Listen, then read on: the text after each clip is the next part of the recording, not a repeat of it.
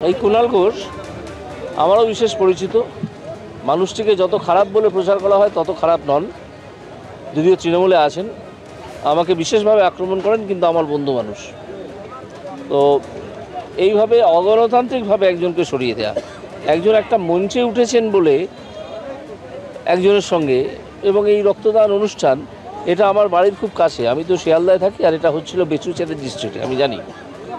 তো সেখানে একজন গেছে বলে একটা সম্পূর্ণ অরাজনৈতিক একটা অনুষ্ঠান, সেখানে কুণাল ঘোষ আর তাপস রায়কে একসঙ্গে দেখা গেছে বলে তাকে সরিয়ে দেওয়া হলো। মানে এই দলটা, তৃণমূল দলটা, নিজেদের দলের মধ্যেও গণতান্ত্রিকতা বজায় রাখে না। এটা একটা ডিক্টেটরশিপ চালায়, পিসি ভাইপো ডিক্টেটরশিপ।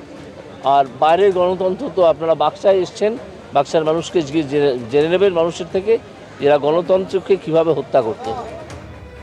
আমাদের সঙ্গে এই মুহূর্তে টেলিফোন লাইনে রয়েছেন বিজেপি রাজ্য সভাপতি সুকান্ত মজুমদার। সুকান্তবাবু, তৃণমূলের রাজ্য সাধারণ সম্পাদক পদ থেকে কুণাল ঘোষকে অপসারণ করা হয়েছে, যেখানে তৃণমূলের তরফে বলা হচ্ছে যে তার করা যে মতামত সেগুলো দলের একেবারে পরিপন্থী, এবং কুণাল ঘোষ তিনি ইঙ্গিতপূর্ণ মন্তব্য করছেন। তিনি বলছেন, দলে ছিলাম, আছি, থাকার চেষ্টা করব। দেখুন, আমার মনে হয় তৃণমূল কংগ্রেসের এই আচরণ পলিটিক্যাল ইনটলারেন্সের সব থেকে বড় উদাহরণ। এটি অরাজনৈতিক প্রোগ্রামে, সেখানে বিজেপির প্রার্থী, বিজেপির অন্যান্য নেতৃত্ব সেখানে উপস্থিত ছিলেন। সেখানে তৃণমূলের নেতা কুণাল ঘোষকেও ডাকা হয়েছিল, যেহেতু তিনি স্থানীয় নেতা। স্বাভাবিকভাবে সেখানে তিনি গেছেন, এবং সেখানে একটা লোক সম্পর্কে যিনি ভারতীয় জনতা পার্টির প্রার্থী এবং তিনি বিগত দিনে তৃণমূল কংগ্রেসের ছিলেন, তার প্রশংসা করলে যদি তাকে পালির পথ থেকে সরিয়ে দেওয়া হয়, তাহলে তো অভিনেতা দেবও তো আমার এলাকায় এসে আমার খুব প্রশংসা করেছে, তাকেও কি তার পথ থেকে সরিয়ে দেওয়া হবে না? এটা তো চলতে পারে না। এটা পলিটিক্যাল ইনটলারেন্সের সব থেকে বড় উদাহরণ বলে আমার মনে হয়। ধন্যবাদ।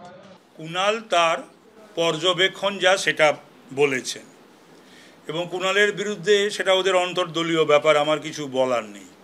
তাহলে কি তৃণমূল দলে সৌজন্য বা গণতন্ত্রের কোনো জায়গা নেই? এরপরে কি বিবাহ বাড়িতে, সামাজিক অনুষ্ঠানে যাওয়ার ব্যাপারেও কি ওরা লিস্ট দেখে যাবে?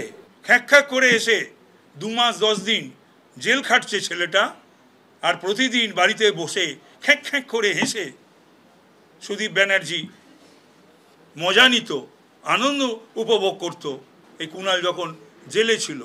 নিশ্চয়ই সেটা ও ভুলে যায়নি। কতজনকে শোকজ করবে, কতজনকে সাসপেন্ড করবে?